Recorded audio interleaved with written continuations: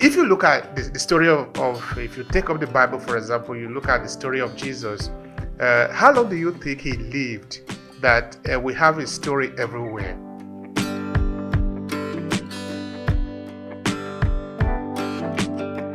When you talk about stories, many of us have come to realize the effectiveness, the power, the storytelling has on businesses, especially in this time and age. We have come to see how storytelling has helped to build businesses, build trust, get market products and services, and yes, increase sales for businesses.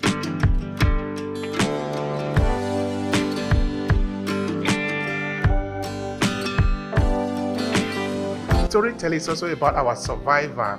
And in this sense, I was giving an example of food that we eat, for example, that how we come to know of the food we eat is through the story that have been passed down from generation and generation. By generation, I'm not talking of hundreds of years, I'm talking of thousands of years. Our ancestors literally have to test food to eat it. If they don't die, that is food. If they die, that is poison. So even the type of food that they eat, they come to understand that this particular food, you need to cook it before you can eat it. The other type, you cannot just eat it because it is so acidic. How they come to know of this is that somebody have had to really test it. You don't have story? No problem. What about the stories of other people?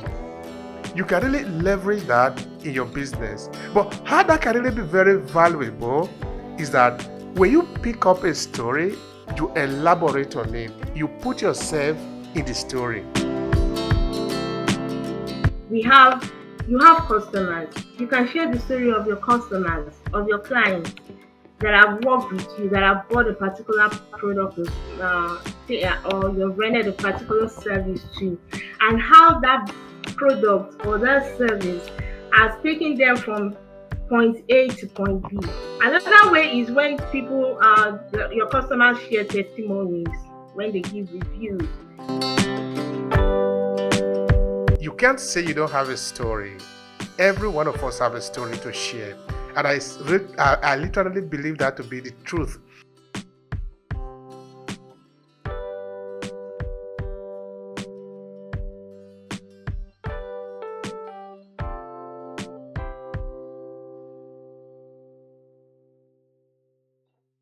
Hi, and thank you for checking out this short clip from Obehi Podcast. I'm Obehi Ewanfoh, the host of the Obehi Podcast.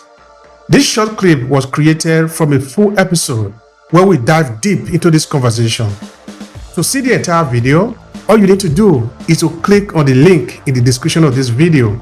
Now, while you are there, I want to share something with you quickly.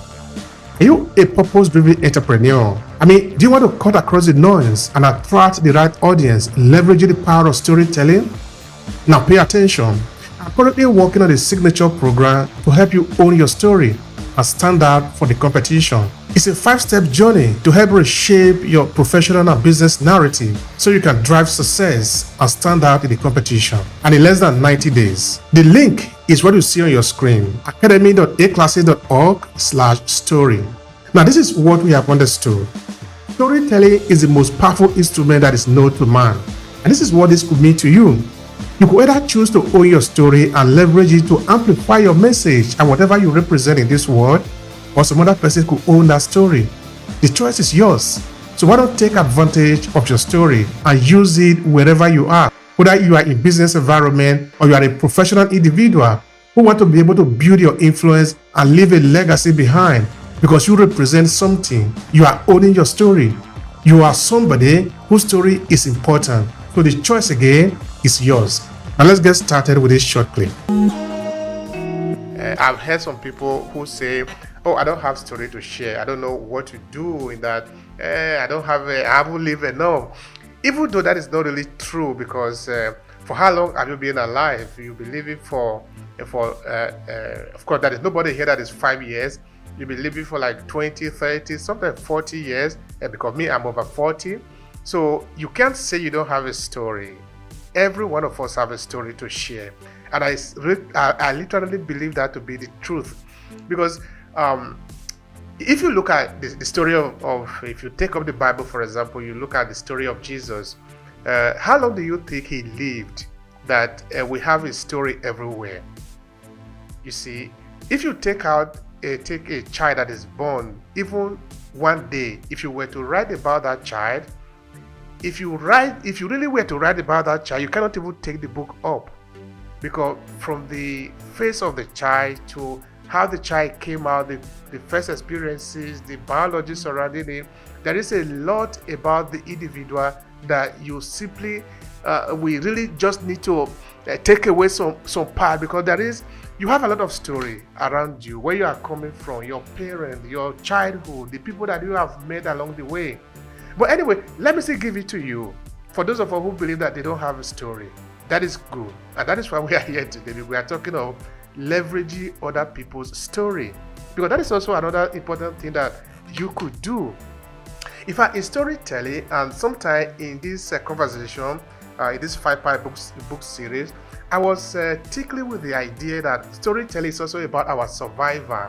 And in this sense, I was giving an example of food that we eat, for example, that how we come to know of the food we eat is through the story that have been passed down from generation and generation. By generation, I'm not talking of hundreds of years, I'm talking of thousands of years.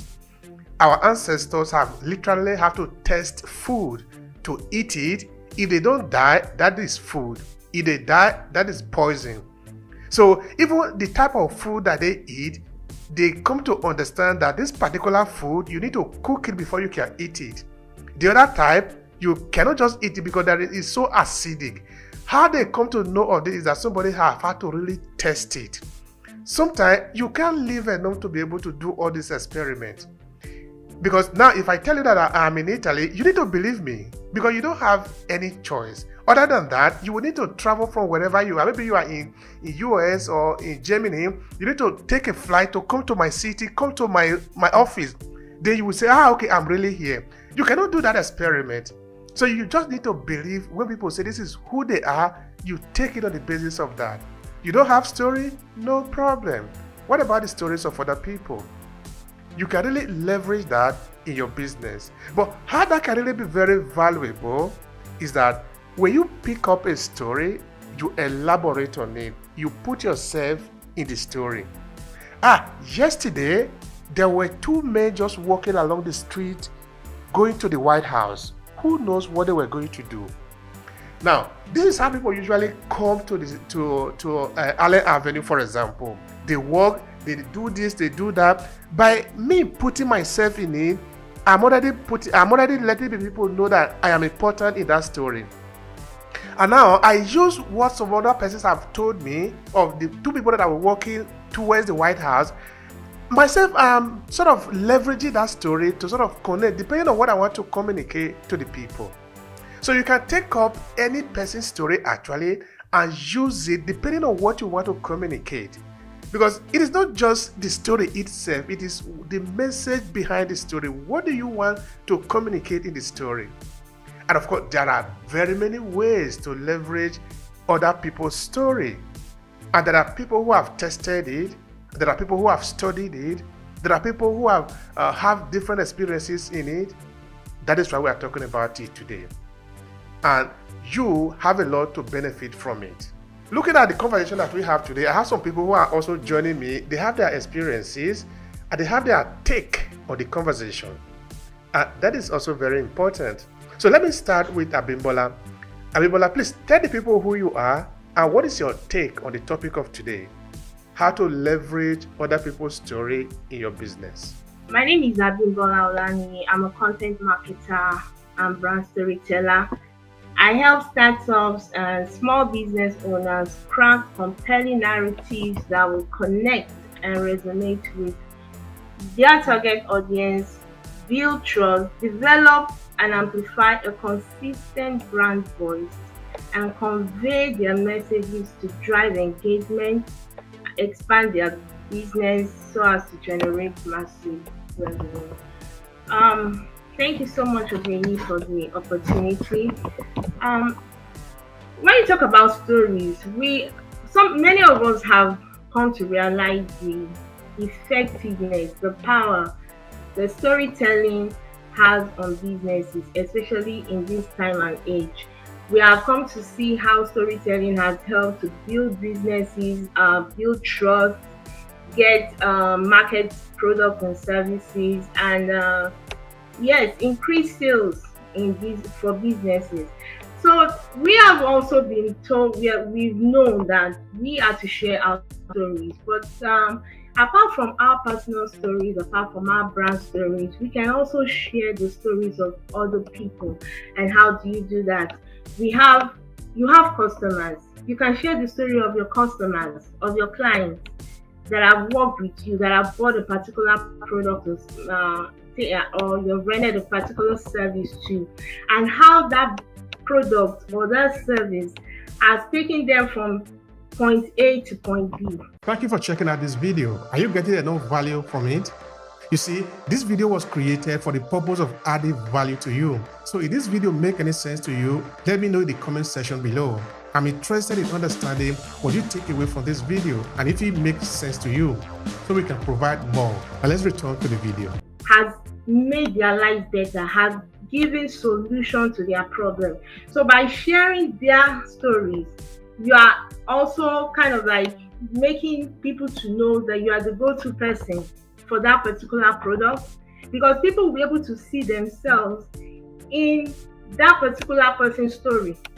Let's say you a business owner that is finding it so difficult to make sales, and comes in contact with you, and you are able to prefer like a content strategy or whatever for that particular person, and by using it, he or she now has